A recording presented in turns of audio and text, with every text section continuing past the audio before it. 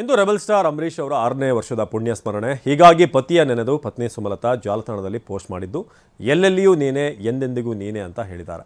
ಬೆಂಗಳೂರಿನ ಕಂಠೀರವ ಸ್ಟುಡಿಯೋದಲ್ಲಿರುವಂಥ ಅಂಬಿ ಸಮಾಧಿಗೆ ಸುಮಲತಾ ಮತ್ತು ಪುತ್ರ ಅಭಿಷೇಕ್ ಪೂಜೆ ಸಲ್ಲಿಸಿದರು.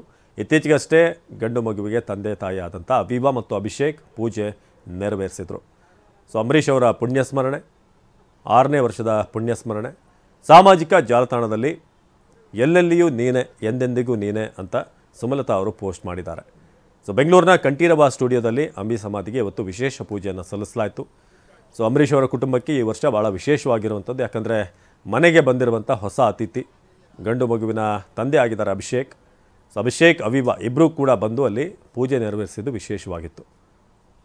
ಪತಿ ಅಂಬರೀಷ್ ಅವ್ರನ್ನ ನೆನೆದು ಅಲ್ಲಿ ಪತ್ನಿ ಪೋಸ್ಟ್ ಮಾಡಿದ್ದಾರೆ. ಜೊತೆಗೆ ಮಗ ಸೊಸೆ ಇಬ್ಬರೂ ಕೂಡ ಬಂದು ಪೂಜೆ ಸಲ್ಲಿಸಿದ್ದು ವಿಶೇಷವಾಗಿತ್ತು.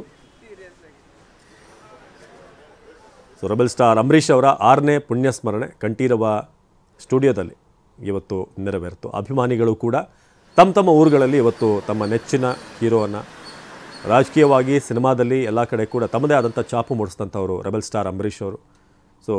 ಹಿರಿಯ ನಟರಾದಂಥ ದೊಡ್ಡಣ್ಣ ಅವರು ಕೂಡ ಅಲ್ಲಿ ನಮನ ಸಲ್ಲಿಸ್ತಿರುವಂಥ ದೃಶ್ಯ ನಾವು ನೋಡ್ತಾ ಇದ್ದೀವಿ. ಕಂಠೀರವ ಸ್ಟುಡಿಯೋದಲ್ಲಿ ಇವತ್ತು ಅಂಬರೀಷ್ ಆಪ್ತ ಬಳಗದವರು ರಾಕ್ಲೈನ್ ವೆಂಕಟೇಶ್ ಇರ್ಬೋದು, ಹಾಗೆ ಹಿರಿಯ ನಟರಾದಂಥ ದೊಡ್ಡಣ್ಣ ಇವರೆಲ್ಲರೂ ಕೂಡ ಬಂದು ಅವರ ಸ್ಮಾರಕಕ್ಕೆ ನಮನ ಸಲ್ಲಿಸಿದಂಥ ದೃಶ್ಯ ಇದು.